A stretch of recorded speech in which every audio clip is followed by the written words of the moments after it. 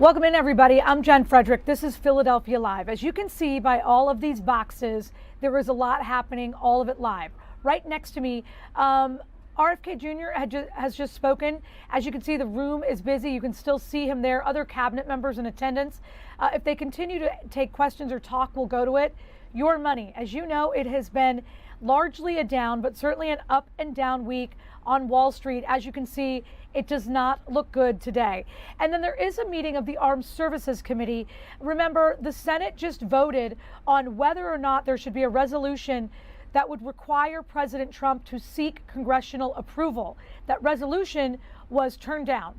So, and Senator Fetterman, a Democrat from Pennsylvania, voted with the Republicans. So we're going to listen in to this Armed Services Committee to get us started here at noon. To ensure that we always are able to negotiate from a position of strength in order to sustain peace in the Indo-Pacific. What is your perspective on ensuring we have self-sustaining energy capabilities to operate in a contested space? In particular, as we move forward in technology, the development of mobile tactical microgrid power systems, if you're familiar with that. And I'd like to get your perspective on how that will help enable, and as I think it will, our warfighters in those Well, thank you, Congressman. And I'm not an expert on that specific issue, but I do think the ability to have logistics that are adapted to the scale of the Indo-Pacific area, and also the ability to be resilient even in the face of significant precision attack at scale is very important. And so self-sustaining kind of energy models are I think... As this, I'm going to call it conflict, war, however you want to define it, as we're moving into this once again, and I'm for sure, and I may be totally wrong on this, but I'm pretty sure we're pretty positive we fought in Iraq for about 20 years. I may be wrong on that. It may be a lot shorter than that. I may be losing my mind. But I would recommend, if we're not doing that, that the Department of War takes a hard look on long-term sustainability if we have to send boots on the ground like we did in Iraq and Afghanistan. The United States lacks a sufficient domestic production for high-purity iron. High-purity iron serves as a foundation input for the rare earth magnets, permanent magnets, naval shipbuilding alloys, electrical systems, hypersonic systems, and other advanced defense applications. Where do we stand on that currently if we're trying to pull everything back into the United States? Sir, I'm sorry, I'll have to get back to you. I don't have an update. I'm going to get something to you here in a second, I promise. What's your familiarity on subsea cabling as far as the department? Somewhat, obviously limited in what I can say in this setting. Are you familiar with the department's stance on, in any way, shape, or form, subsea cabling? Yes, I'm familiar in general terms, not trying to be evasive, just obviously a lot of that's behind the... Do you know how much information travels underneath the subsea cabling systems from the United States everywhere? I don't have a precise figure, but I think it's a lot. 95 to 99% of all communications, including the Department of War's information, travels under the water, not over the top of our head. I'm curious of what the offensive, defensive capabilities of protection of these subsea cabling systems is and what the strategy will be moving forward. And my concern is, because we talk about the Department of War, I've been asking every secretary, deputy secretary, and all their buddies, who's responsible for the subsea cabling protection for the United States? And I've got Department of War, Homeland Security, Commerce, DOJ, FCC, the dude walking down the street, and probably the guy that flew the plane here to get me back to D.C., touches this in some way. My question is, if we have a catastrophic hit on those cabling systems, because $10 trillion travels underneath that system daily, I can't get a straight answer on who's responsible if they are hit, which we get hit twice a week. Nefarious actors, fishermen, doesn't matter. But I need someone to tell me, because this isn't where we're looking. And that's guerrilla warfare. And the way that I see it, if you cripple our ability to communicate, whether that's data, banking, Department of War, there's a lot worse things in life than dying. And if you take our economy down to a knee, we're in bad shape.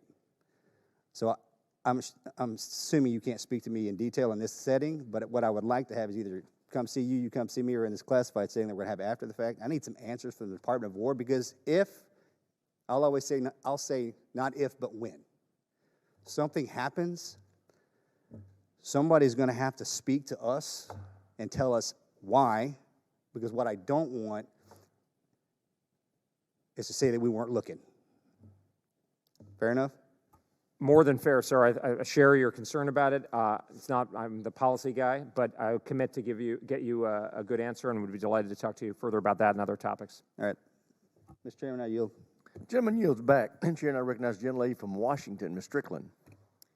Thank you, Chairman Rogers. Undersecretary Colby, you were one of the principal architects of the 2026 National Defense Strategy, and that document makes it very clear that the PRC is the pacing threat, and that deterring the PRC in the Indo-Pacific is the central organizing principle of this administration's defense policy. I've got 6 questions. The first 3 are yes and no, and then we can go into some other detail. So I want to examine whether current force allocations actually reflect that strategy or if they contradict it. So for clarity, the 2026 NDS identifies the PRC as the pacing challenge, correct? That's correct. The Indo-Pacific remains the primary theater shaping force planning and modernization. Yes, ma'am. Okay, second question. Credible deterrence in the Indo-Pacific requires forward-deployed naval presence, long-range strike capabilities, and sufficient precision-guided munitions inventories. Would you agree? Yes, ma'am. And the National Defense Strategy emphasizes prioritization and disciplined allocation of limited high-end capabilities, correct?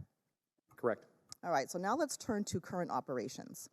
Over the past week, the department has executed significant naval and air combat operations against Iran. And I want to be clear, no one is saying that the Islamic Republic Guard of Iran is a good actor. We know that they are the largest state sponsor of terrorism. But your own strategy said, and I quote, "No longer will the department be distracted by interventionism, endless wars, regime change, and nation building." And nothing says distracted like killing the leader of a foreign nation without even a hint of strategy or planning. This operation against Iran involves large numbers of U.S. aircraft, ships, and precision weapons. So Secretary Colby, are high-end capabilities like long-range strike aircraft and cruise missiles being used now in these operations? And those same capabilities, long-range strike weapons and precision munitions, are also central to U.S. planning for potential... So they're getting into the nuts and bolts of what they're trying to talk about here at the House Armed Services Committee. They're talking about defense strategy. It's a lot of vocabulary that maybe the layperson isn't really, in tune with. So what we're going to do, we're going to go around, because this isn't the only thing that's happening in Washington. So again, Armed Services Committee, top row next to me. Below that, you see the Senate. The floor is open. We know this. It's Thursday. This is the day where they get a lot done, because many of them will travel back to their home districts. And then we have the House of Representatives. We're going to listen in there for just a few minutes. Wherever that may lead. And while I will miss her counsel and her company in this body, I am so proud and excited to see her pursue new opportunities and adventures. Ryan will always be part of my family. And I say thank you to you for everything. And we're all here gathered, the staff in the gallery, to say thank you. I yield back. For what purpose does the gentleman from Florida seek recognition? What do I say? Huh? Oh, I ask unanimous consent to address the House for 1 minute to revise and extend my remarks. Without objection, the gentleman is recognized for 1 minute.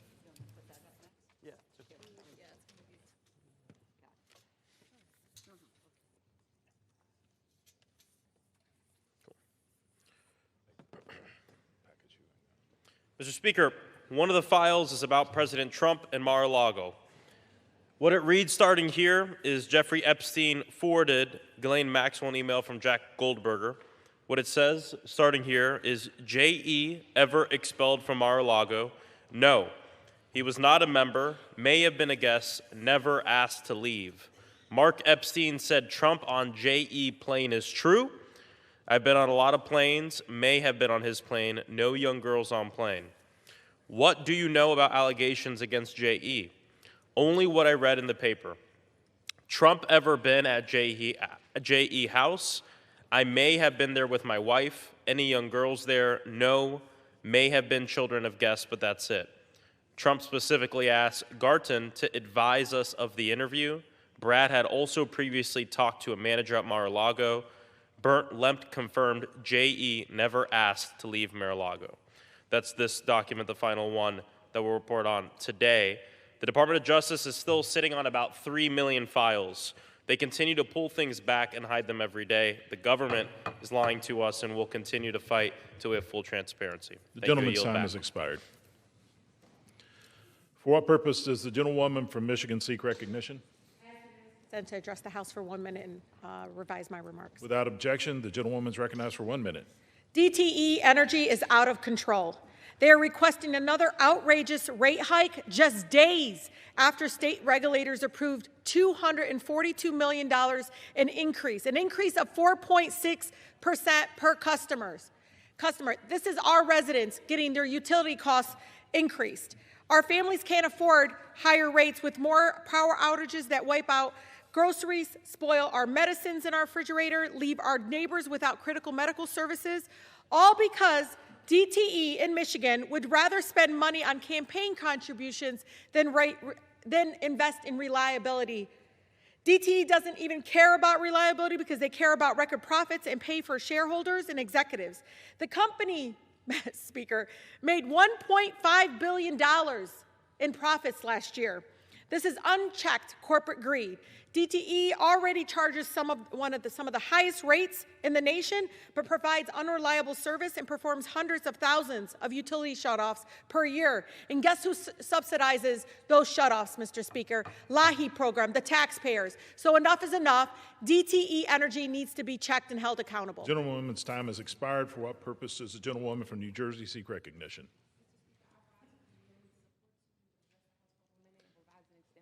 Without objection, the gentlewoman is recognized for 1 minute. Mr. Speaker, I rise today to recognize the leadership of President Acebo, the 13th president of New Jersey City University in Jersey City, a proud Hudson County native and the first-generation son of Cuban immigrants. President Acebo grew up in Union City and now leads one of our state's most vital Hispanic servant institutions, now the youngest president ever to head a public university in our state. When he stepped into leadership, NJCU faced a $22 million deficit and a physical emergency. In less than 2 years, he stabilized the university's finances and restored confidence in an institution that serves working families across New Jersey's 10th. But his leadership goes beyond balance sheets. Under President Acebo, NJCU ranks #1 in New Jersey for social mobility, expanded transfer access, increased enrollment, and reaffirmed its mission to make higher education affordable and accessible. President Acebo's story reflects the very students NJCU serves, resilient and rooted in community. With that, I yield back, Mr. Speaker. Thank you. For what purpose does the gentleman from Oklahoma, Mr. Cole, seek recognition? Mr. Speaker, pursuant to House Resolution 1095, I call up the bill H.R. 7744, the Department of Homeland Security Appropriations Act 2026, and ask for its immediate consideration in the House. The clerk will report the title of the bill. H.R. 7744, a bill making appropriations for the Department of Homeland Security for the fiscal year ending September 30th, 2026, and for other purposes. Pursuant to House Resolution 1095, the bill is considered read. The bill shall be debatable for 1 hour, equally divided and controlled by the chair and ranking minority member of the Committee on Appropriations or their respective designees. The gentleman from Oklahoma, Mr. Cole, and the gentlewoman from Connecticut, Ms. DeLario, will each control 30 minutes. The chair recognizes the gentleman from Oklahoma, Mr. Cole. Thank you, Mr. Speaker. Mr. Speaker, I ask unanimous consent that all members have 5 legislative days to revise and extend their remarks and include extraneous. So again, that's the House floor. They're talking about a lot of things that really pertain to their individual districts. They're talking about recognizing people in their districts and those types of things. On the top, you have me, and then you have another woman. Basically, this is the Armed Services Committee. They have a lot of questions about what is happening in the Middle East. A lot is happening today.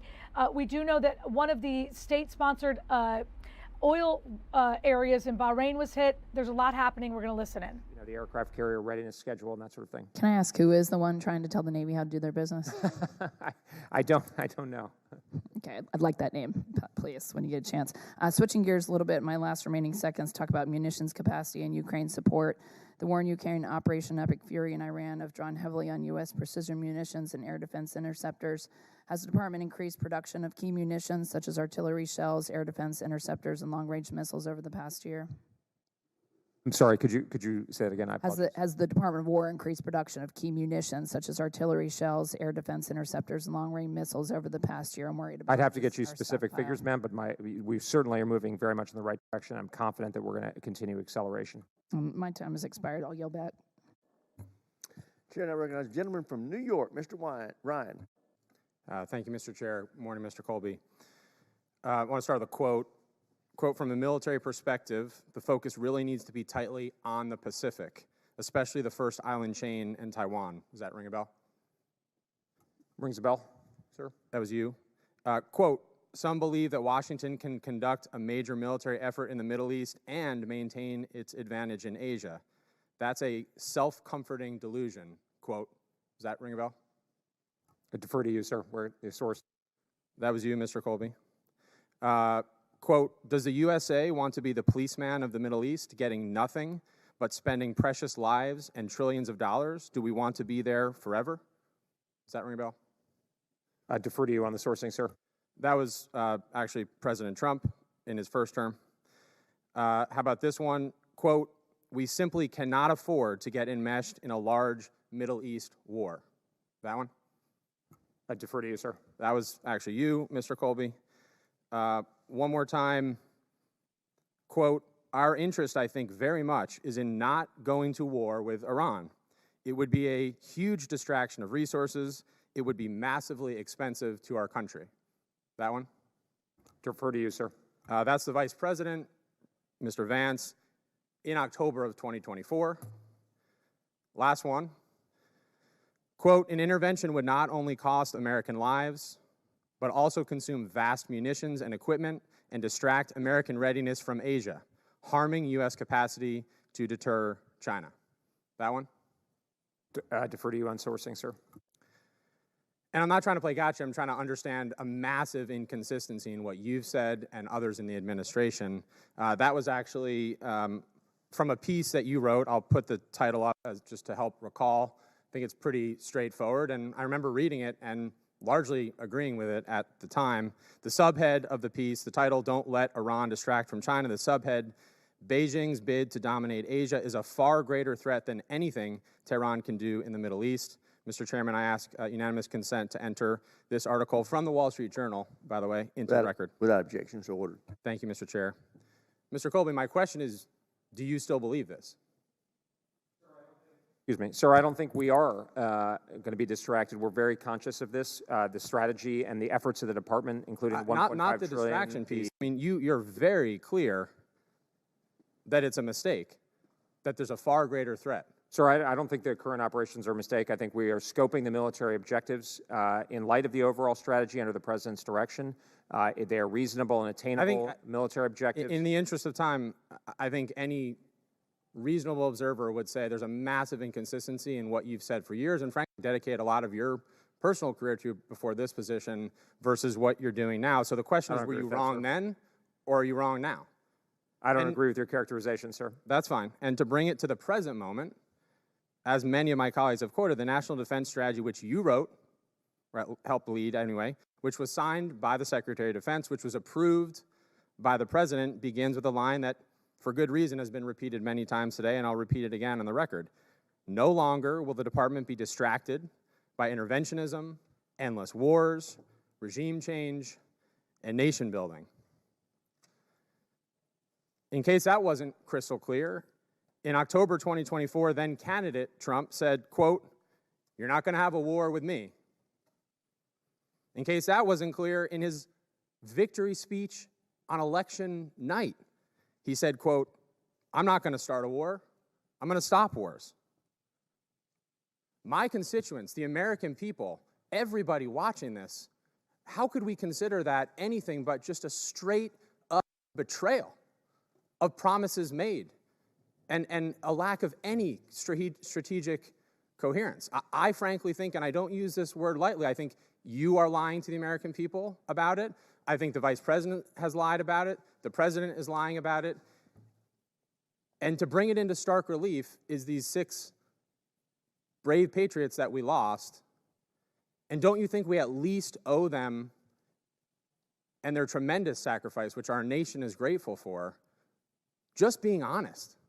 And you came in here and 3 or 4 times, at least when I was in the room, going out of your way to say, I'm a loyal lieutenant to the president.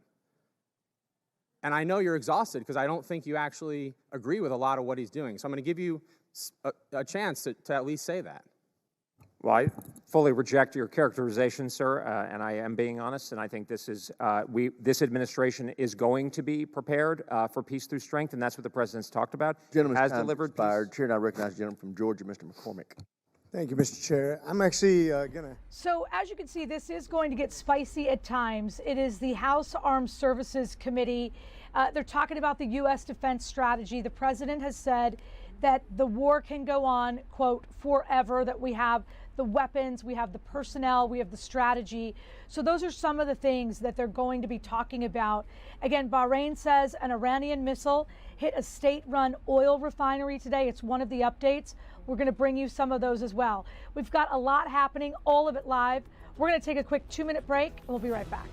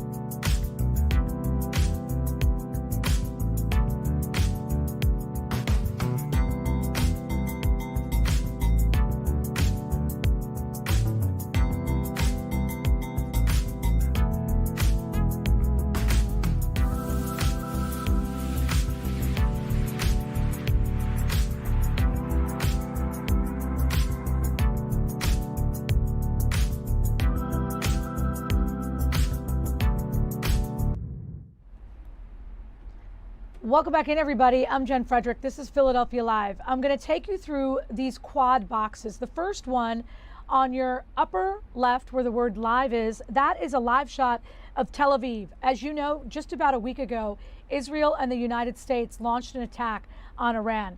It's happening now. It's widespread. We're going to be talking about it throughout the morning, throughout the afternoon, rather. You should know that a resolution to require President Trump to seek congressional approval for any further action in Iran has failed to advance in the Senate, meaning he's allowed to do whatever he wants when it comes to this conflict. This vote was taken 5 days after the U.S. and Israel launched a military campaign.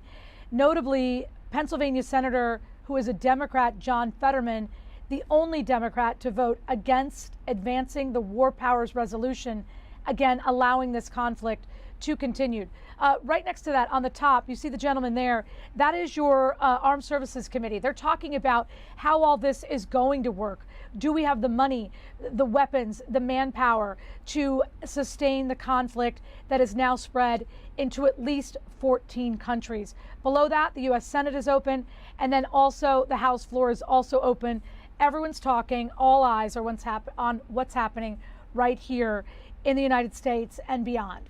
At the same time, we have reporters all over our immediate region. One of them is Greg Payne. He is in Logan Township, New Jersey today with just a really horrible, heartbreaking story. Good afternoon to you, Greg. Yeah, good afternoon, Jen. Yes, I mean, we're about almost 24 hours from when that explosion happened here in Logan Township. It included this business, Savita Naturals over in Logan Township. And you can actually see the scene live here. It is still a heavy presence that is here with law enforcement. They also have a command center that has been set up. And then you can see over to the left that they are pouring water on top of that building there, and they've literally been doing that for quite some time as I guess a measure to continue to contain and make sure that there isn't any flare-ups or reflaring of that situation that we had, because there was a large fire that happened also as well on top of the explosion that occurred. Now, we did speak with some folks that live around the area because, to be honest, we were receiving reports about this, Jen, that there were people in Delaware, in Delaware County, you name it. There were people that were reaching out and telling us that they felt this boom, they heard the boom, and people right across the way in this development, they're mentioning that it felt like an earthquake. And one of the ladies that we spoke with,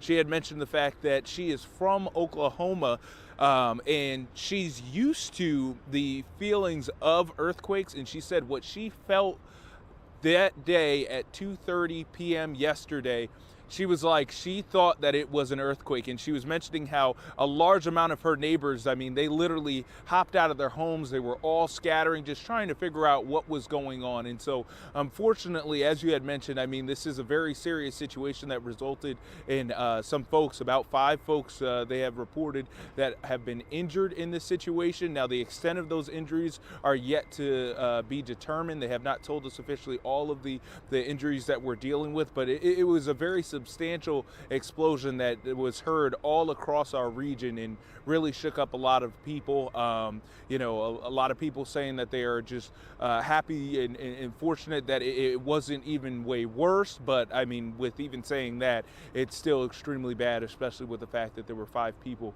that were injured in this, Jen. Yeah, and 4 of them critical. I mean, it's just the beginning hours of all of this. We have no idea, assuming that we have no idea how this even started. Yeah, exactly. I mean, there's been talks about propane tanks, because they were mentioning that this is a company that does some stuff with producing cocoa butters and things like that. And apparently there were some like propane tanks that were inside this building, but it hasn't been officially determined what the exact cause of this, but that has been some talks about what possibly could have caused this explosion. But like I said, it definitely shook up a lot of folks and literally shook up the vast majority of our region around here. All right, thank you. We appreciate your help. Good luck. Stay safe out there. The other thing that's happening, we've been hearing about this for the past 6 hours. Britney Spears was apparently arrested on suspicion of drunk driving. You see that image right there from our broadcast partner, TMZ.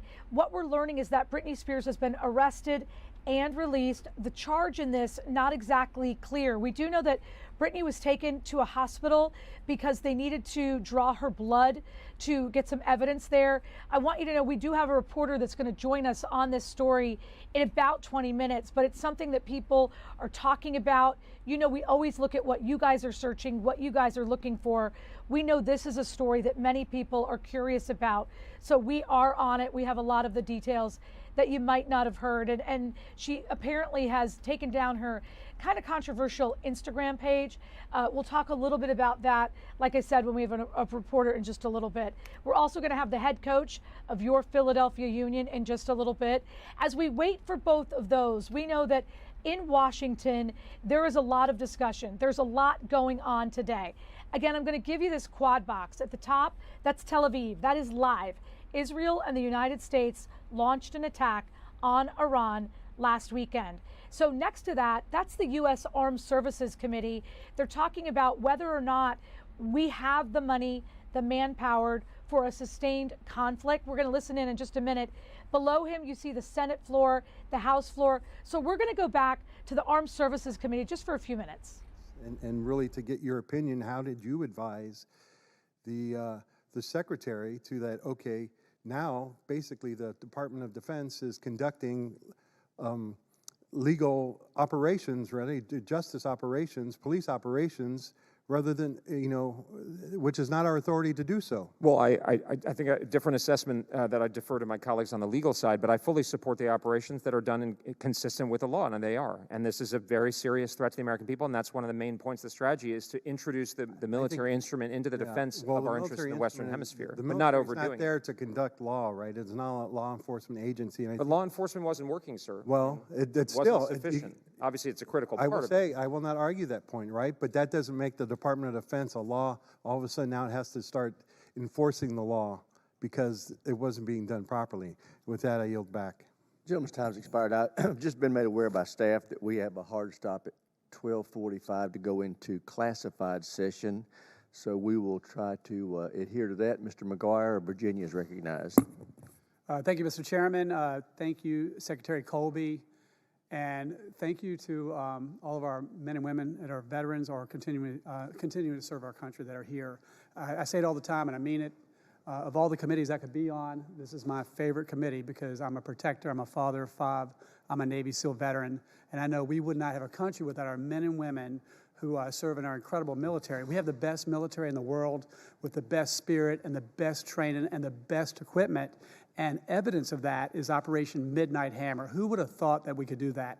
I bet you our adversaries can't believe how successful that mission was. How about Absolute Resolve? Amazing. All equipment in, out, all people out. And of course, Epic Fury. 49 leaders. One of the number one things you want to do is take out leadership. And that could normally take 6 months to a year and lots of boots on the ground. One strike took that out. And of course, air superiority.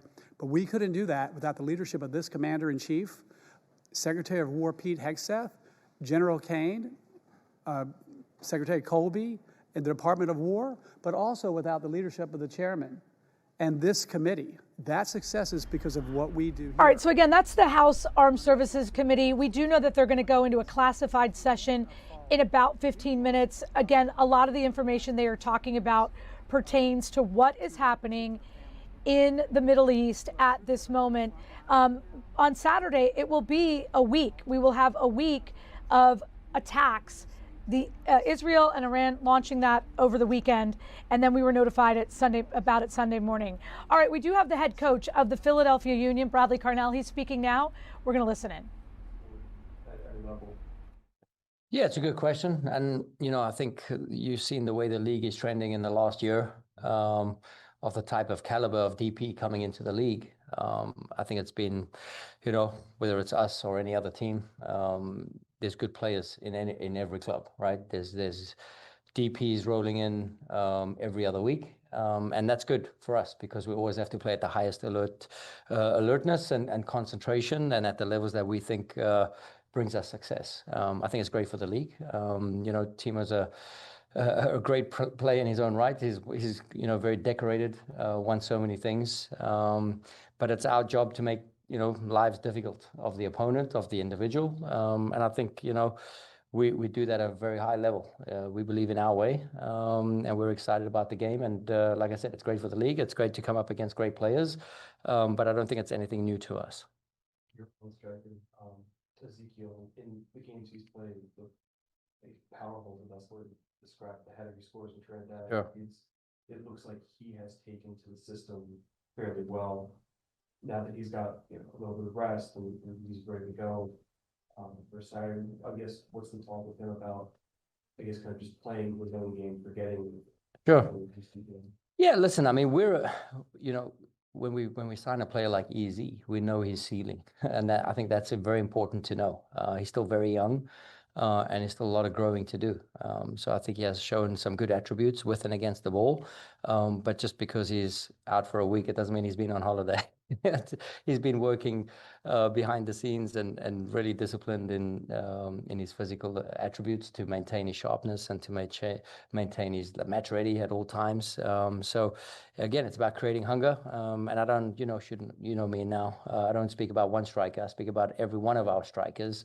And we believe in everybody we put out on the field. So we think we have a competitive group out there, and Easy's been working really hard. I think we want to play, on the front foot. We want to, make lives difficult for the opponent and turn over the ball. But, self-inflicted sort of red cards, I would say, this is not the way that it should be done. And we don't, very cheap ways to let your teammates down. And, I think Makanya's learned a good lesson. I think Easy's learned his lesson. And we can continue to grow as a team. But we're excited about the next games. We're excited about where we are. It's a big week coming up, at first at San Jose on Saturday. Start and kind of building the game later on, for your strikers, how do you get them more touches inside penalty area? The numbers have been low in the two MLS games. Yeah. What is it? Is it just something as simple as you guys starting fast, them being involved in more? How do you? I don't want to quote the wrong numbers, but position specific, I can't tell you. Like, I'm not going to speak about that. Us as a team, in terms of like final third entries, box entries, I think we're second in the league or third in the league in final third entries. I think we're fourth in the league for assist zone entries. I think, I think we're getting where we need to be and want to be. We're just missing a little bit of that final third creativity, chemistry, alignment. We just continue to. I'd rather be in a good spot and not get that result right now, but knowing that the process is in motion. That we, I'd be, if I was scratching my head at midfield and thinking, how do we get progress forwards? This would be a way that makes me more concerned. But looking at it the other way, I do see a lot of positive things we are doing now, and I think about the momentum shifts that we had in terms of final third entries against NYC. I think there was one 5-minute increment where they had the upper hand in terms of momentum in playing in our defensive third. I think the rest of the game was played in NYC's defensive third, right? So that's a positive for me. It's how we play. It's where we want to, set the game up and play the game and what have you. So I see a lot of positives. On the red card front, how have you approached the conversation with the group the last week? Seems like maybe the definition of what means the standard for cards for dissent has been emphasized in different ways this year.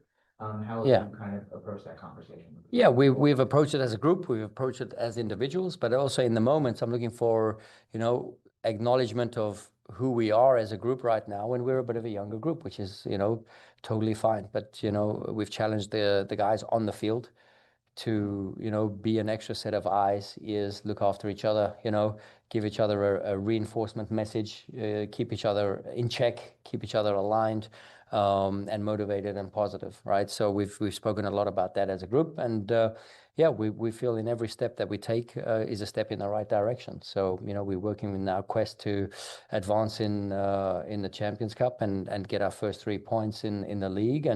But we have a good understanding of where we are as a group, and that gives us motivation and excitement about getting to the next stages. You mentioned the striker group. What have you liked about what you've seen from Stas so far, and especially thinking that he had a kind of a target pretty quickly after he comes into the game? Yeah. Sure, like good mobility off the ball. With Stas, with his reps at Union 2, we challenged Stas in many ways. Playing at the level up from college and then playing at the next pro level. Speed of play for Stas was in the first, like a year ago, very challenging, and you can see his sharpness of thought, his sharpness of movement is getting better every single day. And I said, he came into preseason really fit, healthy, and looked sharp straight away, and that's helped him because it's fits in with how we do things and what we want to achieve as a group. But now we've seen some mobility from him. We've seen some quality in the box. We've seen some getting shots off. He's even scored. So, that's great when you see a striker like that giving you options and giving yourself a headache in terms of team selection. So it's great. Good development, from him. Where is Philip acclimating? Yeah. Well, we haven't seen him. He's not in the building yet. He arrives today. And he's raring to go, but there's a bit of paperwork to get through. There's a bit of, medical stuff to get through, but it's all in the right process and in the right direction. And, if push comes to shove, we can get him, squad ready, potentially. But I don't want to just make a claim like that just yet. And if you prep for what this next week is going to be, are you? All right, again, that's the head coach, Bradley Carnell of the Philadelphia Union. FIFA World Cup coming to Philadelphia. It'll be right here on Fox 29. And then at 2 p.m., you can watch Brotherly Love FC. There you go. Again, they get an open. It is beyond comprehension why they get the fanciest open in the building. Like, my birthday's in August. If I don't get a fancy open by August, I'm going to complain. Again. It is a nice open. It's whoever did it. It's layered. It feels local. It feels soccer. It feels brotherly lovish. Anyway, you can catch the jokers that present that show to you at 2 p.m. We got 2 minutes. We're going to come right back. We're going to talk about Britney Spears. We're going to talk about everything happening in Washington. You want to be right here because it's all happening live.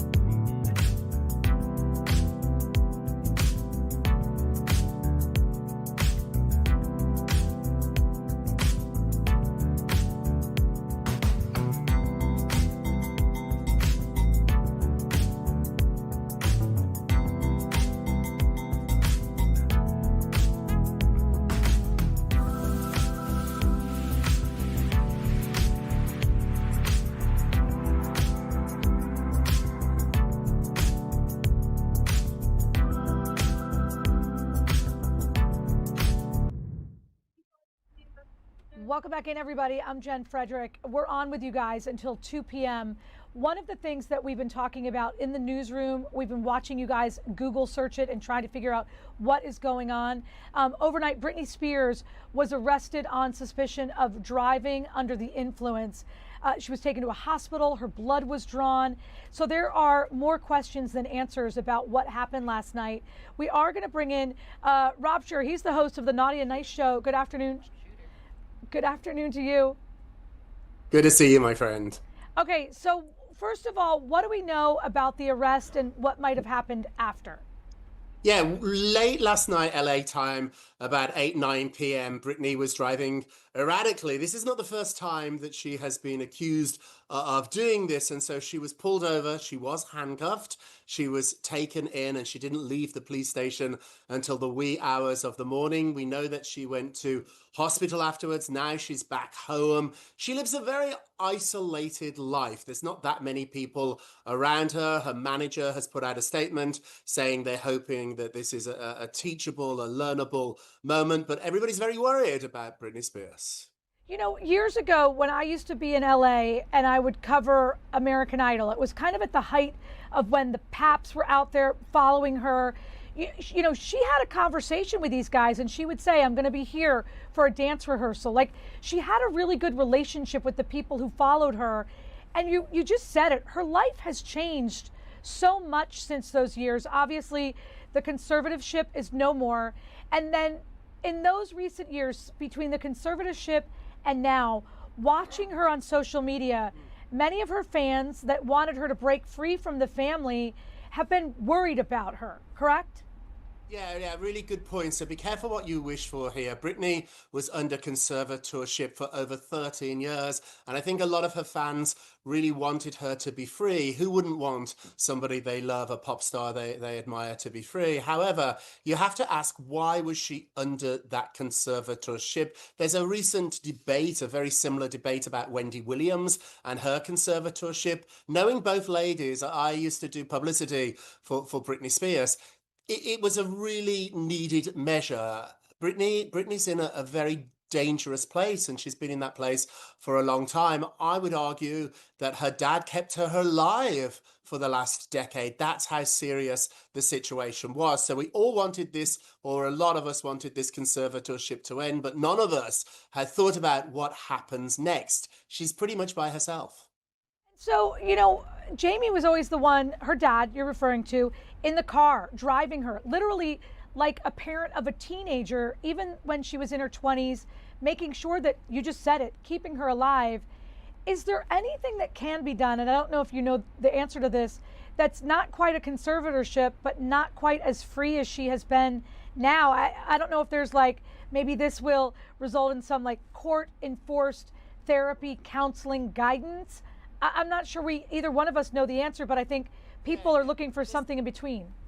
Yeah, I understand what you say, that there's got to be something here between her being really isolated and alone and potentially reckless and having somebody take over her life. Legally, there's not. So without her permission, without her consent, it's very, very hard here to have something in between. I think a lot of us in life, we have people that we trust and people that we love, and we listen to them. Britney has become very, very wary of people. I get why she has not been treated so well. And so unless Britney agrees to this, it's going to be difficult. However, we do know that she has a court case coming up in May, and the judge could throw the book at her. She could really scare Britney. We have seen celebrities, Lindsay Lohan, Paris Hilton, go to jail for DWIs. So that is not off the table here. Some people I spoke to today who know Britney were even suggesting that maybe that might be a good thing. Maybe she really does need to be scared straight here. And so maybe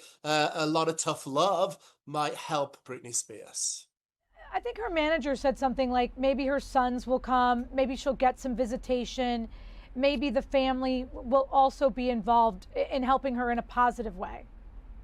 It would be lovely if that was the case. Britney doesn't talk to her dad. Her dad has had his leg amputated since he left that conservatorship, so it's going to be very hard for him to, no pun intended, but run around after Britney now. She has a very troubled relationship with her mom, and her two boys, they've only recently reunited with her. They lived in Hawaii with their dad, Kevin Federline, who had sole custody. They have seen her a few times, but people tell me they're teenagers. They don't want the responsibility of looking after their mother. And so I think they would like to be in her life a little bit more. But as far as them moving in and looking after her day to day, which is maybe where we are with Britney, they're not going to want to do that.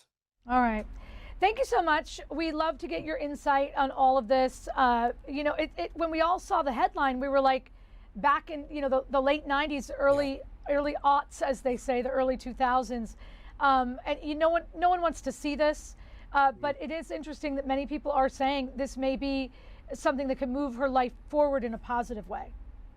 Fingers crossed. Yeah. Fingers Thank crossed. you. Thank you. Take care. Okay. We're going to take a quick break. We're going to be right back. We do have a lot going on locally in Washington, overseas. We're going to take you everywhere, all live.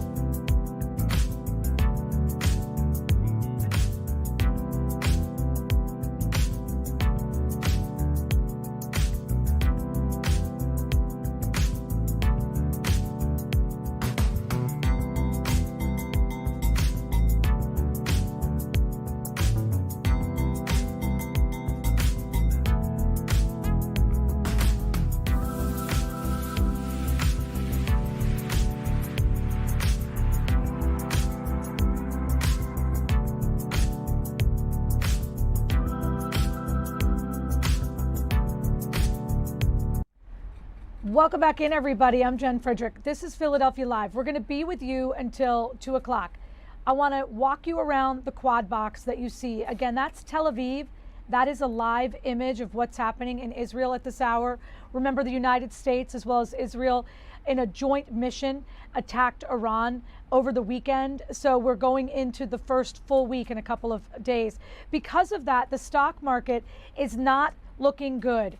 U.S. stocks, they're just lower and lower. They're failing to build or rebound during this session right now. And it is directly related, the brokers say, to the conflict in the Middle East. The other issue, they don't like an uncertain geopolitical landscape, and they certainly don't like a surge in oil prices. So both of those combined for a perfect storm to make the investments that we're all looking at not look so good at this hour. Below that, that's the Senate floor. They're open, they're working. Many of the U.S. senators will go back to their home states on Thursday evening, which is today. Similarly, we have the House. They've now said goodbye. The House is in recess. And so back here at home, we're also working on stories that affect you guys. There has been an arrest made in a story that candidly all of us were just so heartbroken, and just, it was a terrible, terrible thing to hear when it happened. Kelly Rule is on that in Norristown this afternoon. Good afternoon to you. Just bring us up to date on what's going on. Good afternoon, Jen. Yeah, the Montgomery County District Attorney's Office announced some arrests this morning connected to an incident that happened back in January of this year, January 4th, around 6:30. There were 3 people that were shot, including a 21-year-old woman. And according to investigators, she was paralyzed in that shooting. And after a lengthy investigation, the DA's office said today that they announced rather charges against 2 individuals. One person was actually already in custody for a homicide that happened back in November of last year. So they connected him to that November homicide. And then he was involved in another shooting before he was taken into custody, sadly. And then a second individual. And that investigation then led to a gun investigation where they were able to identify 3 people involved in gun trafficking and straw purchases. So you can imagine the amount of police work that went into this.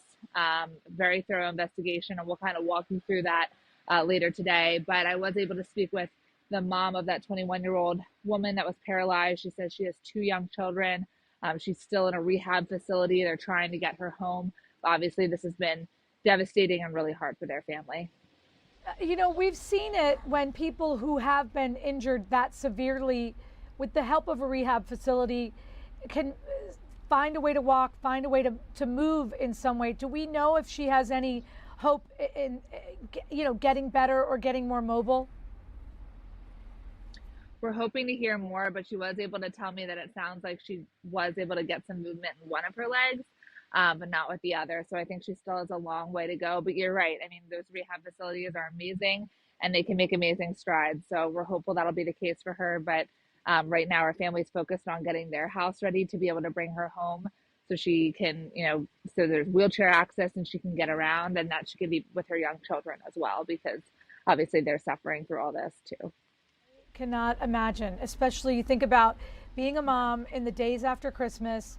They've had to go through snowstorms and all this, and holiday times are supposed to be happy. They're not supposed to be like this. So thank you. We appreciate your help this afternoon. Thanks. Okay. We do have the latest for you guys on Operation Epic Fury. We have a live camera. You just saw it right there. That's Tel Aviv. That's Israel.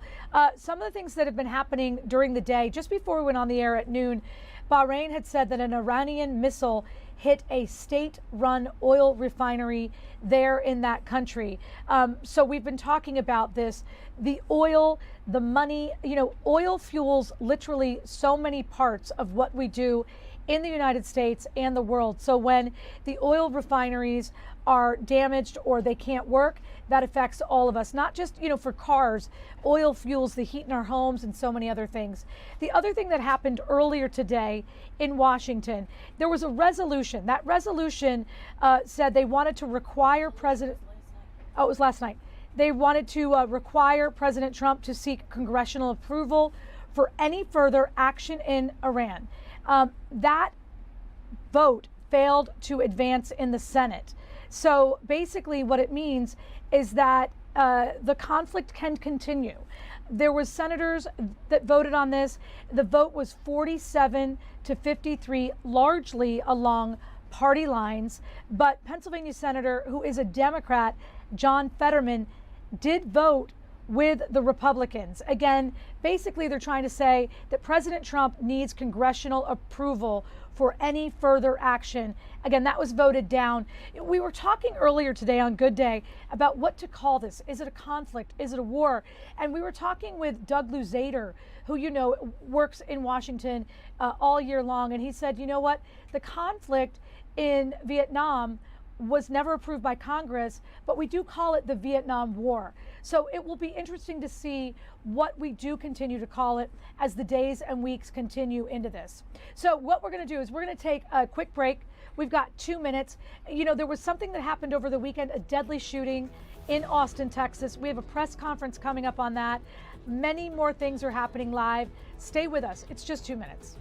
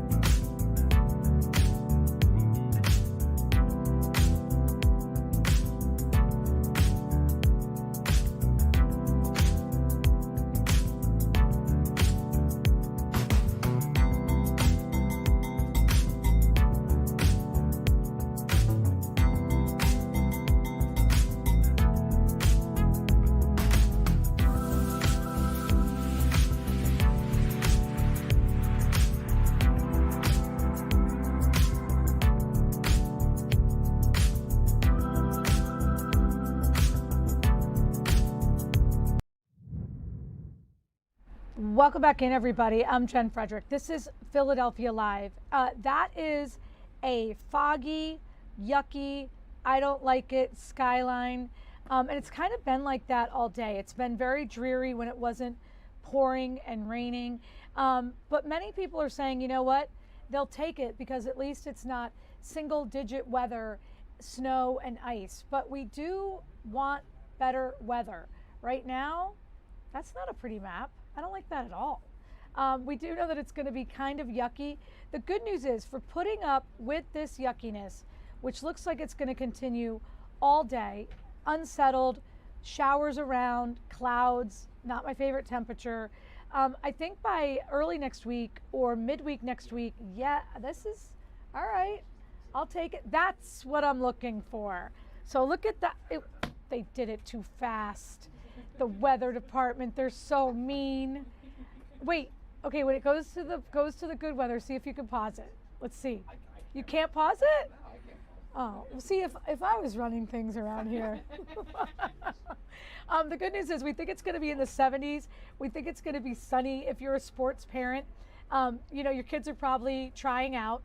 PIAA spring sports started this week in New Jersey probably as well. So let the kids try out when it looks like that. We don't have to be there, but yes, right there, bam, Tuesday. Why they do that to me? They're so mean. But bottom line, if we put up with the weather now over the weekend, kind of unsettled. It looks like we will be, rewarded in some way with that. The other story that we're talking about, we just had someone talking about it earlier. Britney Spears has been arrested on suspicion of driving under the influence. So how it worked is that she was by herself in a car. You probably know this. She has had some criticism about her Instagram page. She just looked like she was kind of looking for help. That has been taken down. So no Instagram page. So this is what we know at this hour, that Britney Spears was arrested and released by California authorities. She was taken to the hospital, which in California is pretty routine.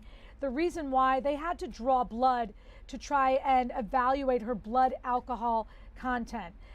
Apparently she was pulled over by herself in Westgate Village, so that's not far from her home.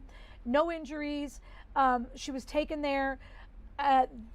They have not released the blood alcohol testing results, according to police. However, TMZ, our broadcast partner, you see the video right there, they are hearing that Britney is telling people her blood alcohol was 0.06, the legal limit being 0.08. You can still be charged with driving under the influence if officers observe erratic driving, and that is what we're being told the officers first saw before she was pulled over. Now, Britney does have a manager, Kate Hudson, and that manager has released a statement. It reads in part, "This was an unfortunate incident that is completely inexcusable. Britney is going to take the next steps to comply with the law, and hopefully this can be the first step in a long overdue change that needs to occur in Britney's life. Hopefully she can get the help and support she needs during this difficult time." The manager also added the boys are going to be spending some time with her. Loved ones are setting up a plan. Everyone wants her well-being and her success in life. So again, TMZ, as you can only imagine, has reporters all over this story, and as they will throughout the day. Again, they're our broadcast partner, so we work with them to get the information that they're getting out to you.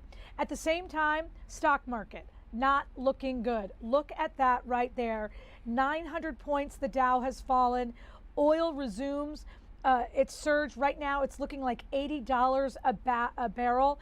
And so this is where many financial analysts think that we're headed. We've had some on this week, and they said this is what they expect. The markets, they just don't like unsettled geopolitical environments. The crude oil prices have now jumped to their highest level since June of 2025.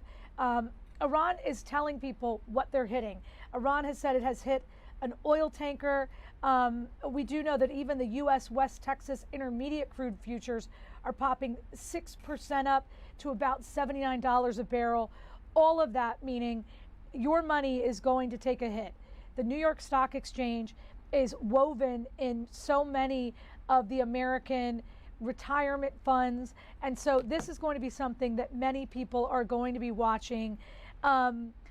We do know that the U.S. is preparing to provide risk insurance and try to escort some ships in the Persian Gulf in an effort to ensure some traffic can move through the Strait of Hormuz. We've talked about this. The Strait of Hormuz is going to be something you're going to hear a lot during this conflict.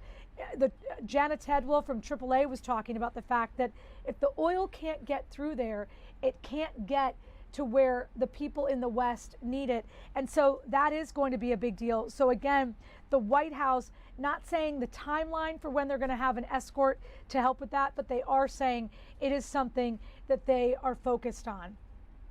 As you can only imagine, the other thing that the White House is focused on is this battle, is this conflict. So we do have right there a live camera in Tel Aviv. We know that late night here in the United States, the U.S. and Israel launched an attack on Iran. And it continues, even though there have been some votes to see whether or not the president should have, whether the administration should have had to ask for congressional approval. At this point, the Senate has said they don't really need that. They can continue with the conflict. All right, now this is sort of like conflict adjacent because there was a mass shooting in Austin, again, over the weekend. And the shooter, who is now deceased, was wearing a shirt that had an Iranian flag on it. We're going to dip in now to Austin, Texas, where they're talking about that shooting live. The location. The investigation revealed that a black Cadillac SUV was traveling southbound on Rio Grande Street when it pulled alongside Buford's, and the driver of this vehicle began shooting a semi-automatic handgun into the crowd of people that were standing outside of the bar. Several individuals were struck.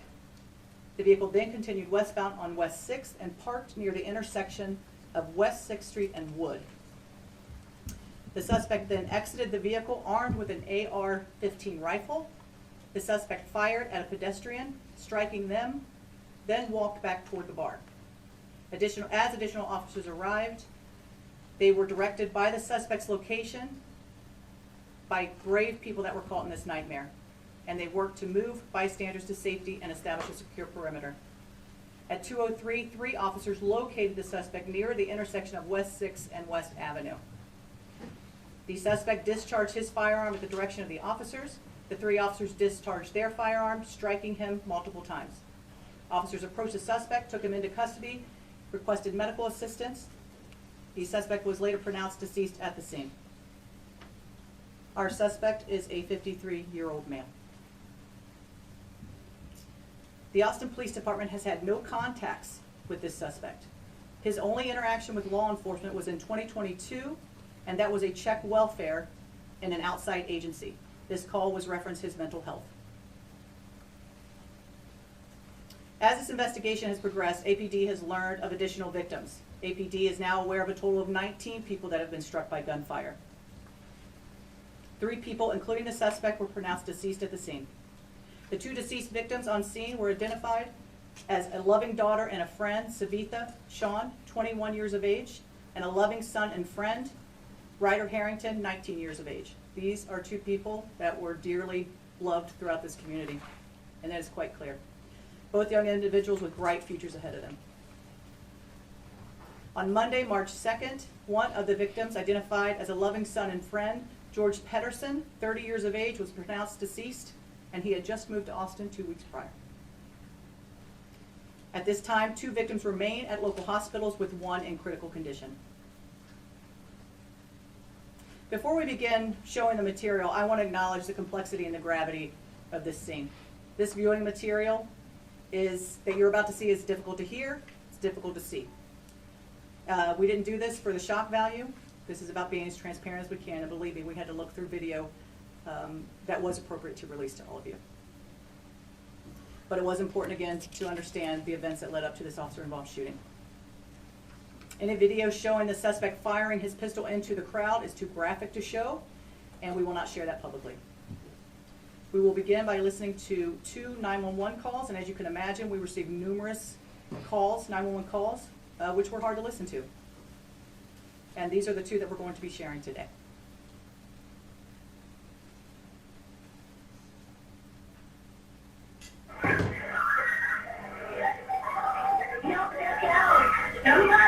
Hello, this is Austin 911. Your police fire EMS. Hello? I know, there's nothing you can do. Go behind them. Hello, this is Austin 911. Hello, this is Austin 911. Stop, go and get down over there. It's not safe. Stop, go. Hello? You need to go that way and get down. Hello, this is Austin 911. There has been a shooting at Buford's on 6th Street. There are people dead over here. There have been multiple people shot. They need help right now. This is our second call. Hi, Buford on 6th Street, there was gunfire. The cops are here, but everybody... Is anybody with you, Sean? Yeah, nobody shot within me, but I heard like 6 gunshots from inside. Everybody ducked down on the bottom floor. It sounded like it was from the... We're just right outside. We're hiding between cars. Okay. We're behind you. Over there. You heard gunshots from inside? Yeah, there's cops running towards it. Just more would help out. There were 6 gunshots, and there was 3 more on the street beside Buford, towards the right, looking south. There was about 3 more. I think those are the cops fighting against it. There's also more sirens coming in. Yes, we have a lot of help on the way, okay? Stay in a safe place. I need to go to answer another 911 call, okay? Go for it. Thank you. We're fine. We're in cars. So answer a little call, please. Yeah, stay We're all safe, safe. okay? We're all safe. All right. We're all safe. Thank you. It was. We're now going to listen to radio traffic.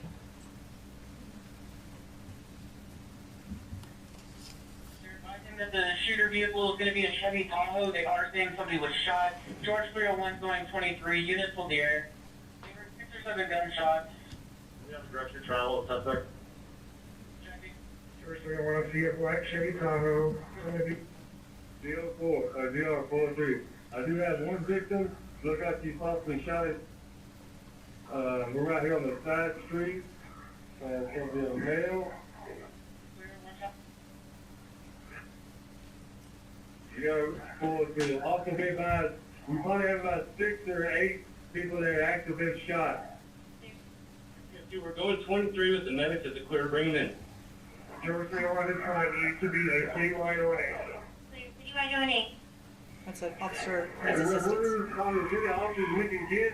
We have a lot of people running out. We need to get the crime scene as soon as we can. Citywide ONA has been started. Unknown on where the suspect went, all we have is a white SUV.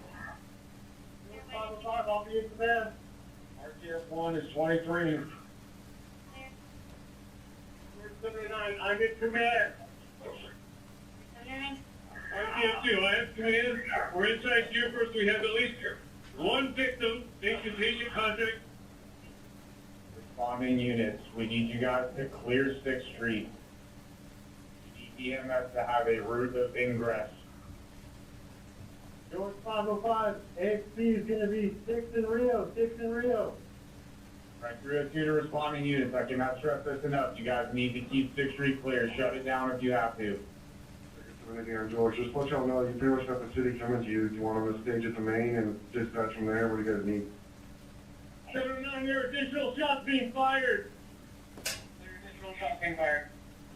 That was to the west. Those shots were on the on West Avenue. The thing is at AR-15 to the west. On 5th Street.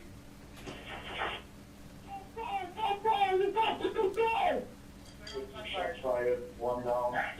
6 on West Ave. Not near. The lights went up. Lights on West. Move to now! On the street! And back!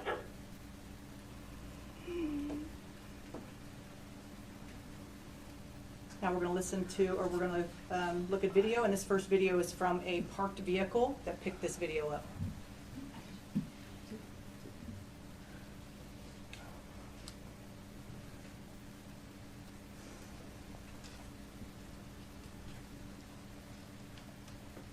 You can see our suspect come into frame. He has the AR in his hand.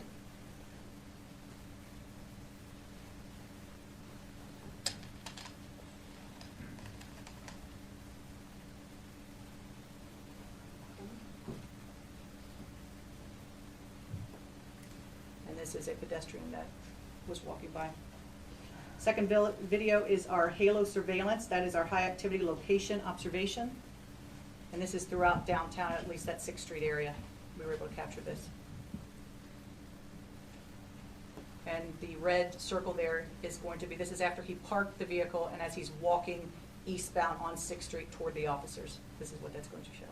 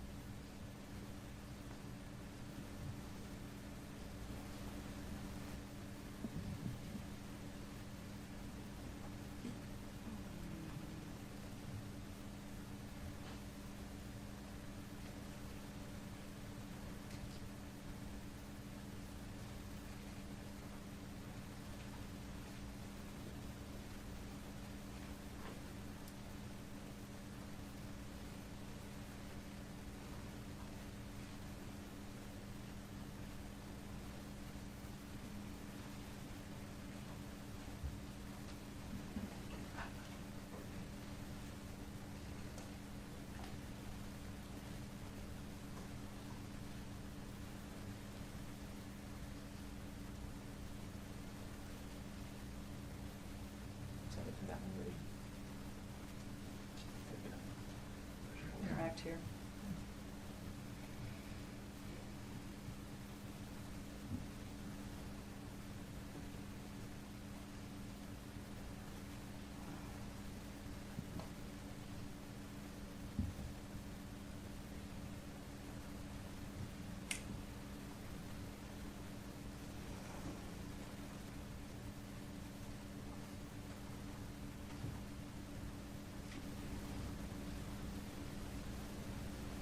The next video will be body-worn camera from Officer 1.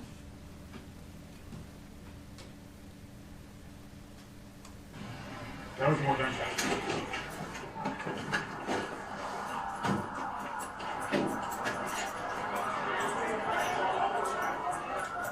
Hey, I'm with you. I'm with you.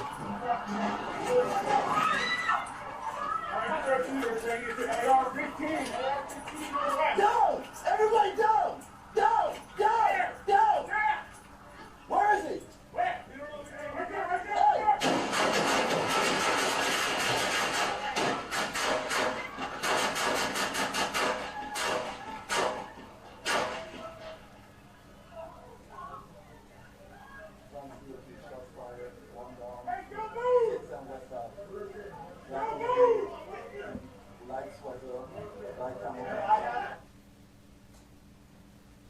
Next video is from Officer 2's body-worn camera.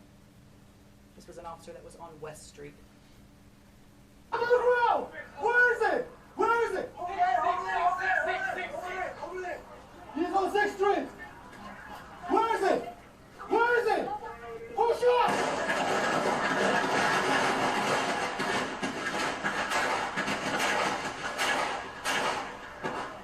Shots fired! Shots fired! The suspect is down! Stop moving! Stop moving! Stop move! Stop move! I'm on the suspect! Move here now! I'm on the 6th and West!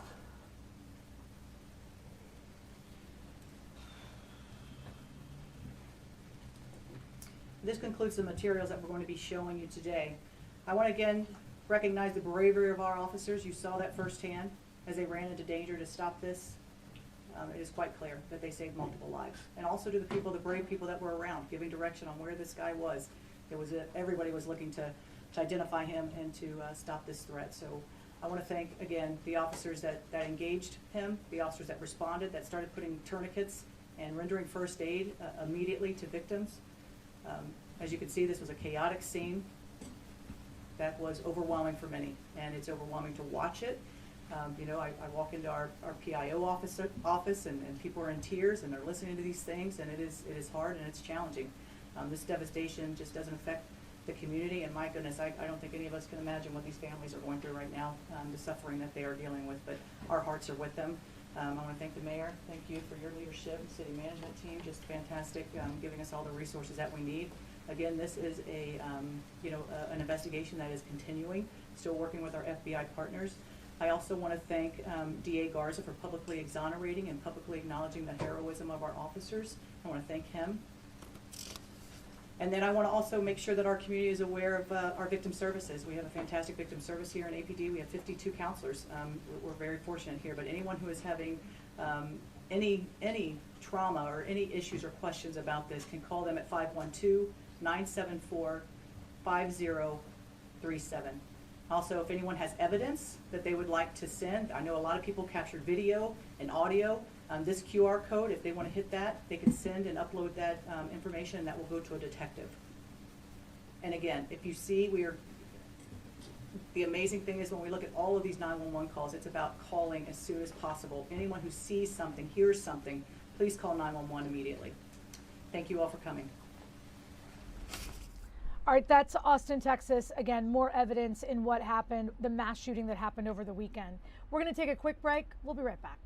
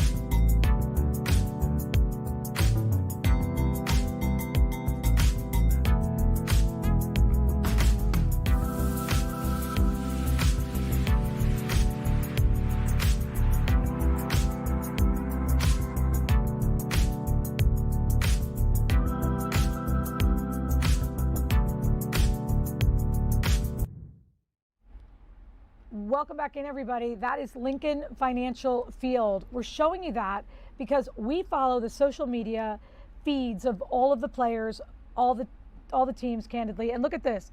Lane Johnson on X, which we still really call Twitter. He gives the googly eyes and then says, Max Crosby. As you may know, Max Crosby is a very expensive football player. He currently plays with the Las Vegas Raiders. He had a surgery.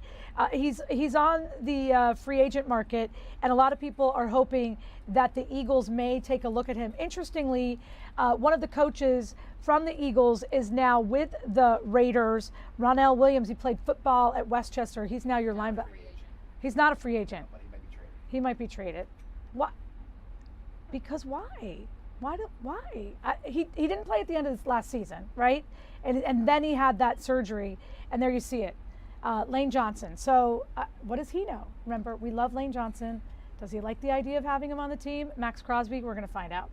All right, the other thing that is happening at this hour is the Republican veteran members of Congress are speaking. They're talking about the war. We're going to listen in. Expect him to finish out the rest of his term. Yeah, my hope is he would finish out the rest of his term, and we didn't, leadership didn't, we issued a statement. We didn't call for him to resign. We asked him to withdraw from the race. So I would refer you to the statement that leadership put out. Thank With that, thank you. All right, so they were talking about having the idea and really trying to get the Democrats behind them, all of them talking about the conflict, talking about the things that are positive within it. Again, that was a group of Republican veteran members of Congress. All right, so the other thing that we've been talking about, wow, your money. It does not look good. It just keeps going down, down, down. We've been talking about the markets all week. So the Dow initially fell 900 points as the oil per barrel price got to $80 a barrel. We know that Wall Street and the markets do not like an unsettled environment. They don't like not knowing what's happening. And we do know that the price of crude oil is going to be a big driver in all of this, meaning when the price of crude oil goes up, the markets come back down because they're worried about, energy prices to industry. It's not just your house or my house that has to be heated. Remember, crude oil is the fuel that goes into trucks that do long haul trucking. It is also a fuel that is used for heating, manufacturing. So when that price goes up, the price of manufacturing and doing business will also go up. And one of the big fears is that there will be a disruption of regional oil and gas supplies in the Middle East. So because of that, President Trump has said that he is preparing to provide escorts to ships that are coming through the Persian Gulf, specifically as they move through the Strait of Hormuz. We talked a little bit earlier in the week to Janet Tidwell. She's with AAA, and she said the Strait of Hormuz. We also talked to the former Undersecretary of the Army, Patrick Murphy. He also was talking about this specific area. It is because right in that area, roughly 20% of the world's oil supply transfers through there. So if it's not safe, if it can't continue to use that strait to get where it needs to go, to be processed, to be turned into the fuel that we need, that industry needs, all of us are going to feel it, I hate to say this, in our wallets. So basically, the price of heating your home, energizing the appliances as well, is going to go up. We're going to take a quick break. We're going to come right back. We've got a lot more.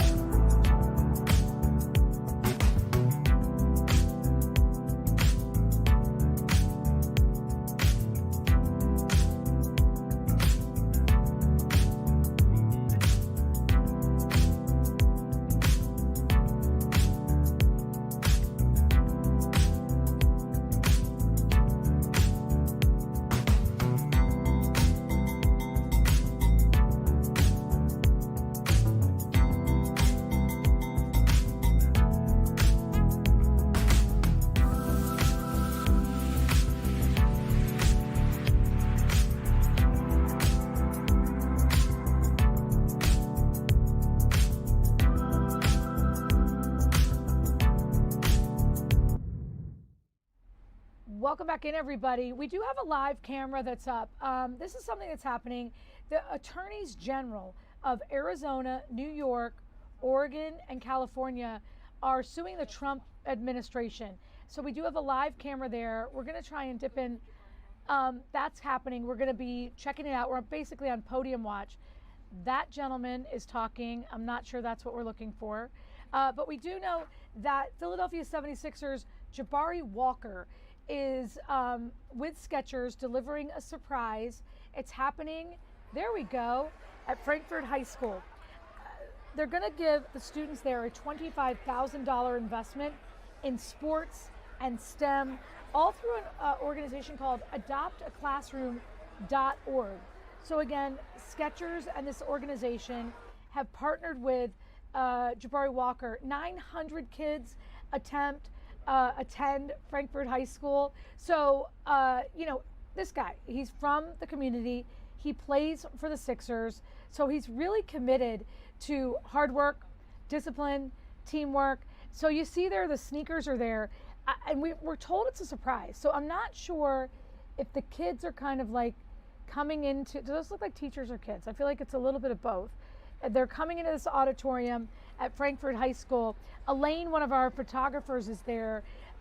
It's just really cool that someone who is playing for the 76ers, made it to the NBA, is still really connected to the high school that he went to. We love the idea that he's doing it. So we're going to wait, keep checking in with Elaine on this until we see Jabari or some of the people from Skechers. So we are going to go back over to this lawsuit. Again, attorneys general from Oregon, California, New York, and Arizona are suing the Trump administration. This guy's talking about it. We're going to listen in. It's never been relied on before, ever, in its 52-year history. It relies on an outdated system of currency exchange that we don't even use anymore, which means it's entirely irrelevant in this case. In fact, the president's tariffs don't meet any of the requirements of the law. In short, Section 122 doesn't grant the president the authority to impose these tariffs. He's desperately grasping at straws here. The president's rationale for these unlawful tariffs has gone from unreasonable to ridiculous. This is the 60th time since he took office that California has had to step in and take the Trump administration to court to protect our people and our economy from unlawful federal overreach. President Trump ran on the promise of making life more affordable for families, yet here he is, breaking the law to make life more expensive for Americans, literally working overtime, stretching and reaching so far as to break the law in order to raise costs for Americans. At the end of the day, for us, this isn't about political gamesmanship. It's about making sure our communities aren't paying the price for Trump's inability to take an L. Together, we'll continue to push back against unlawful federal overreach and make sure the president follows the law. When the federal government acts outside its authority, we'll be here to put a stop to it. Thank you again, and happy to pass it over to our amazing colleague, Attorney General Letitia James. Good afternoon, everyone, and thank you to my fellow attorneys general for their continued partnership and their leadership on this case. I'm proud to stand alongside my colleagues from across the country as we take action to defend the Constitution, protect our economy, and stand up for the rule of law. Just weeks ago, the Supreme Court rejected the administration's attempt to impose sweeping tariffs without proper authority. And now the president has chosen a different route to accomplish the same unlawful, illegal, and unconstitutional goal. And that is why we are back in court. This latest attempt is nothing more than an effort to sidestep the Supreme Court and impose tariffs that the president does not have the authority to enact. And no matter how this administration tries to dress it up, the result is the same. Illegal taxes that American families and businesses will be forced to pay. Tariffs drive up the cost of everyday goods. They squeeze small businesses and ultimately force consumers to pay more for groceries and clothes and other essentials. At a time when families are already facing an affordability crisis, the last thing New Yorkers need is another round of unlawful tariffs that make life even more expensive. These policies are also creating economic chaos. Businesses and state governments need stability to plan, budget, and invest. And that kind of unpredictability creates chaos for businesses, raises costs for states, and disrupts supply chains that millions of people depend on. The stability of our economy is more than just a political talking point. It is imperative to improving the daily lives of working families, and most importantly, it is foundational to our democracy. That is why we are asking the court to declare these tariffs unlawful. My office will continue to stand up for New Yorkers, defend the Constitution, and push back whenever federal power is abused. I thank you again to my colleagues for their leadership, and thank you to everyone who joined us today. But the bottom line is that the trade deficit is not a legitimate reason for imposing or invoking tariffs under Section 122. Full stop. Thank you. Attorney General James and all the attorneys general. Like I said, we do want to open it up for questions now from reporters using the hand raise function. And again, if you could identify the outlet you were with when I call on you and unmute yourself when I call on you. Okay. That would be great. So again, we've been looking at a group of attorneys general who are going to be suing the Trump administration because of tariffs. That's happening in Arizona, New York, Oregon, and California. Back here at home, Frankfurt High School, look at that. That is a Philadelphia 76er ready to give thousands of dollars to Frankfurt High School. It's a really cool thing Jabari Walker is doing with Skechers. We're going to listen in. Tomorrow, let you guys find out what it is. I'm meeting with student council already. We're going to talk about our next steps. And at this point, I want to turn it over to my new BFF, Skechers. Megan. Give it up!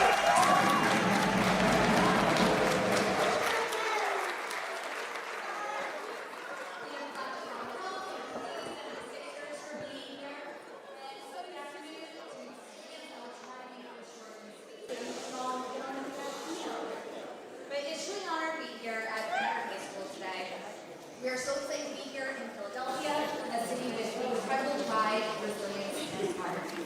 Today's club celebrating responsible organizations, athletes, and schools come together to invest in students and their future. At Skechers, we believe student success extends far beyond the classroom. It's about making sure young people have access to resources, mentorship, and opportunities they need to show up confident and ready to succeed, whether that's in school, on the court, or wherever your passions may take you. When students are supported academically and athletically, you're empowered to dream bigger. That belief is why Skechers is proud to partner with the national nonprofit AdoptAClassroom.org.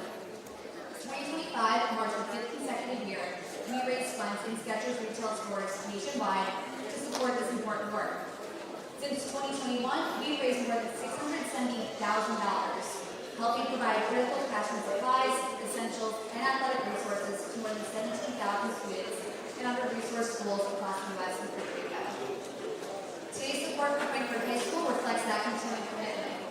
Through Skechers 2025 Register Roundup program, in partnership with AdoptAClassroom.org, we are proud to present a $25,000 donation to benefit the nearly 900 students here at Frankfurt.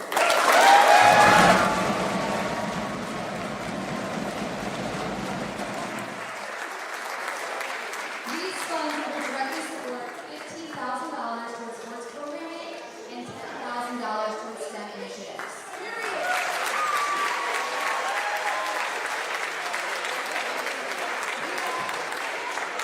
We are especially proud that the men's and women's basketball teams will also receive Skechers basketball footwear. The same shoes worn by some of your Philadelphia 76ers during the Skechers very special guest event.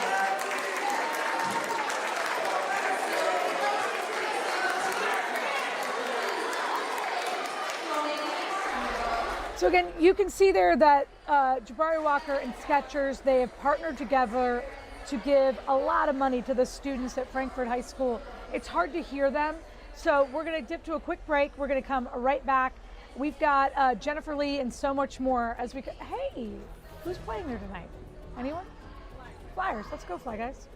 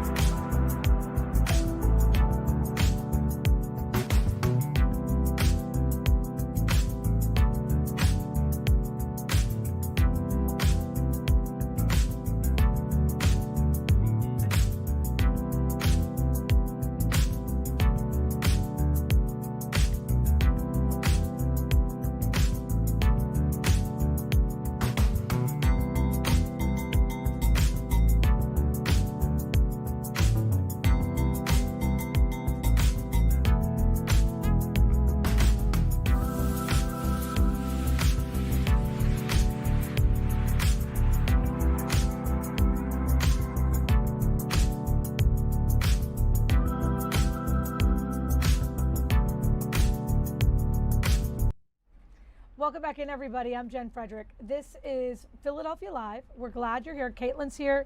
Steve's here. Keith is on break because he's Keith. We're going to go to Jennifer Lee, one of our reporters, who's working on a story that I think we all can kind of sympathize with. We all want a great view. We all want our neighborhood to look amazing. And I'm proud of you for being in the car because it's raining and yucky out, right? Yes, yes. And actually, if my timing was better, I would have still been out in this green space that my story is centered around today. But we're actually now at a different location, hoping to track down the developer of this project. So as you can imagine, this green space has been sold for just over $2.5 million. That was towards the end of last year. And now it looks like, based on, property records on the city website, that there has been a zoning permit issued, and it looks like the developer here at this property, and this is Fishtown, Frankfurt Avenue, and Master Street, they plan on developing this green space that has been a green space for decades into a mixed-use 26 units, multi-family, 4-story structure. It says it's going to be 45 feet tall, and it looks like it's probably going to have retail on the first level as well, based on conversations about, now when you're constructing in Fishtown, that is almost a requirement to have commercial on the first level. So a petition has been going around, and my understanding is this petition was actually created 3 years ago originally. I interviewed the woman who started this petition. She lives right around where that green space is located in Fishtown. And just today, change.org, where this petition exists, it says about 300 people have signed it. And they're saying they understand the project is inevitable, that this space, unfortunately, is going to be developed. But obviously, this is a space that many in the community utilized over the years. At one point, there were beautiful gardens. Of course, during the spring into the summer, there were trees still in blossom in more recent years. And a lot of dog owners use the property. A lot of families apparently would go there and have picnics, based on the conversations that I had with people. I also interviewed a dog walker who said that he brings his husky Luna there all the time. So he immediately signed that petition today when he started seeing word getting out. But certainly the woman who started this petition, she has some real valid concerns. Of course, green space being a top issue for her, but also she's hoping the developers take into consideration the iconic mural that lives there. So this property is actually right next to the Lutheran Settlement House. And I believe one of the founding women of that nonprofit group, there is a mural of her that you cannot miss right across from La Colombe, that whole block of Frankfurt Avenue. So it's just become a landmark for that neighborhood. So they're hoping that that mural will be preserved in some way. And, you know, when you think about Fishtown, Frankfurt Avenue, there's also even more concern about the traffic that's going to be caused, you know, the parking concerns. So those are all, you know, all issues that we talked about with this woman today. And it sounds like, you know, hundreds from her neighborhood are now joining, signing the petition today, something she's been worried about for a few years now. You know, in a neighborhood like that, every bit of green space matters. You know, you're on top of each other a little bit. It's a shame that it's going to happen that way, but thanks for bringing us up to date on it. We appreciate your help. Yes, of course. And my full story is going to be on later tonight, 4 with Bill Anderson behind the news, and then of course on the news at 5 and 6 o'clock as well. Of course. Okay, thank you. All right, we're going to take a quick break. We're going to be right back.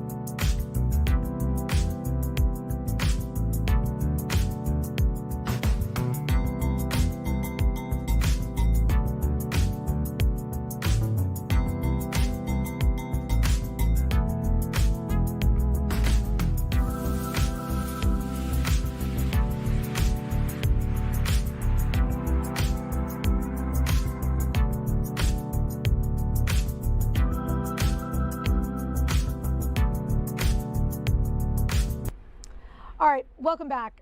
We have some breaking news at this hour. Kristi Noem is no longer the Homeland Security, basically Secretary. So Kristi Noem, the Secretary of Homeland Security, has been relieved of duty. So this is an image that you're seeing. This is from Truth Social. This comes from President Donald Trump. And basically he's talking about the replacement. I am pleased to announce that the highly respected United States Senator from the great state of Oklahoma will become the United States Secretary of Homeland Security effective March 31st of this year. The current secretary, Kristi Noem, who has served us well and has had numerous and spectacular results, especially on the border, will be moving to Special Envoy for the Shield of the Americas, our new security initiative in the Western Hemisphere. So again, President Trump has announced that DHS Secretary Kristi Noem is being replaced by a senator from Oklahoma. It will happen March 31st. What's interesting here is that we have watched right here on this show for 2 days as Secretary Noem was in front of first the Senate Oversight Committee and then the House Judicial Committee, where she was repeatedly asked about different things that have happened during her time as the Secretary of Homeland. And here we are. You know what? Is this going to be a press conference where we get an official announcement on this? Again, Department of Homeland Security Secretary Kristi Noem has been relieved of duty. She's no longer going to be the Homeland Security Secretary. Kristi Noem, again, for 2 days was in front of senators and congresspeople, and she faced all types of questioning. It got quite spicy at moments. They asked her about her relationship with people who work for her. They asked her about ICE enforcement. We do know that after 2 people were killed by ICE agents in Minnesota, the president sent someone else out to Minneapolis. He sent his border czar out there. So there are many people who have said that Trump has been frustrated with Noem for quite some time. We know that he was considering replacing her for several weeks. So again, if you're just watching us, Secretary Noem has been replaced. We do believe that there is going to be some type of an announcement. That's why we're here at this podium right here. And again, this is a statement from the president. He released it on Truth Social. He described her as a MAGA warrior and a former undefeated MMA fighter. And so now we know that the senator from Oklahoma will be there March 31st.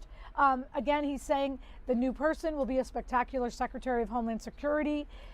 So again, we're not really sure when this happened, but it has been announced now. Again, she is not leaving his administration.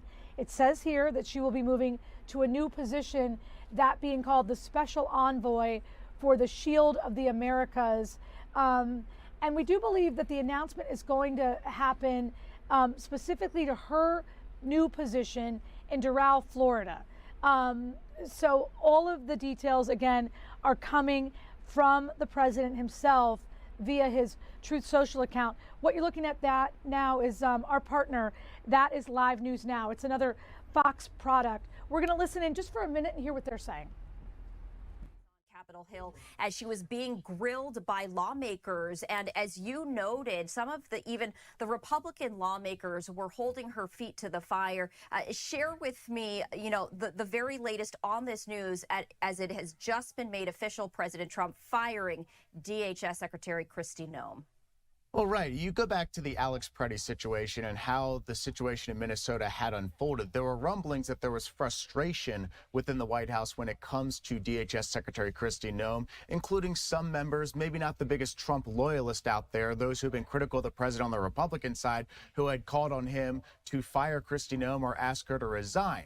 Now, that quieted down a little bit. Obviously, there was a number of things in the news, such as the Iran situation, that kind of took over. But then this week, when Secretary Noem appeared before a Judiciary Committee hearing on the Senate side, you saw Senator John Kennedy, somebody who is considered to be loyal to the president, really grills Secretary Noem on a number of things, including the amount of money that she was spending on an ad campaign for DHS, which was over $100 million, allegedly. So you started to hear this reporting, and then, of course, a report came out by Punchbowl today that President Trump had called senators about potentially replacing Secretary Noem, and that Markwayne Mullin, the senator from Oklahoma, was actually his favorite or a potential favorite for President Trump. When we started looking into this, we had eventually heard that these calls about Secretary Noem had extended on to House members as well. So President Trump had certainly been, making the rounds on Capitol Hill, making phone calls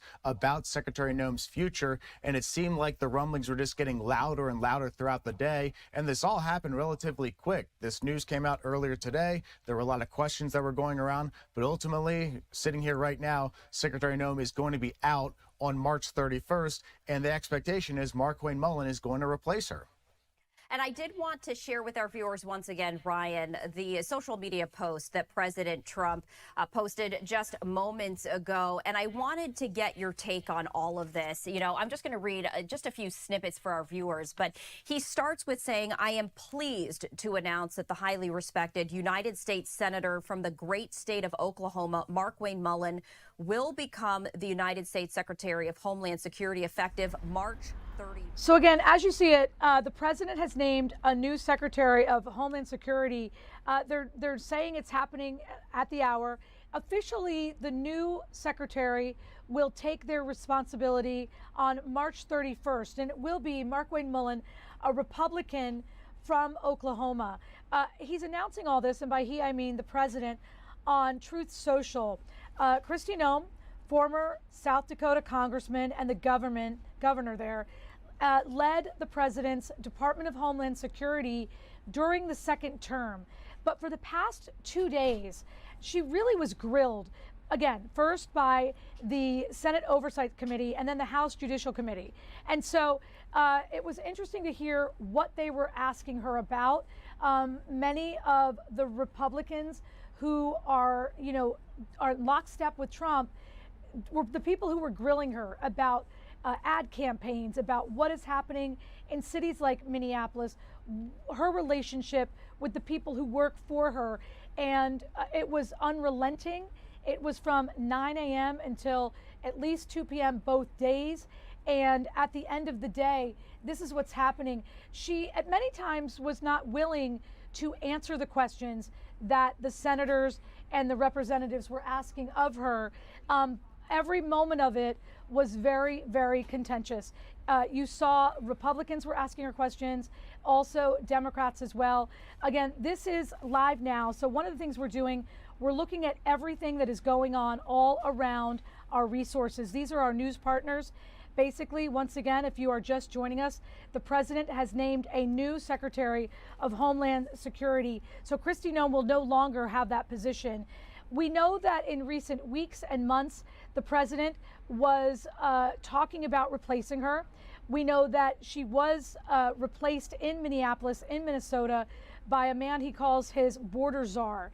After 2 deaths there in Minneapolis, in that area, were caused by ICE agents, the president sent his Homeland Security czar there to take care of what was happening there and to diffuse the situation. There were daily protests, there was daily chaos, and in the weeks since the border czar has been there, many of those things have been diffused. Again, if you're just joining us, Kristi Noem, no longer the Secretary of Homeland Security. Again, this comes after 2 full days of her being candidly grilled by the people of the House Judiciary Committee and the Senate Oversight Committee. So this will be the news of the hour. This is what is going to be talked about in Washington and beyond. The president has posted on Truth Social, that is his social media platform, and he's talking about all the things that make the new person who will take this position great. Again, it is a senator from Oklahoma. Markwayne Mullin will become the next United States Secretary of Homeland Security. That will happen March 31st of this year, so in a couple of weeks. In the remarks, obviously, you see it there. The president says the current secretary served us well, had numerous spectacular results, and she will be moving to another position within his administration. So now we are going to take you to Live Now.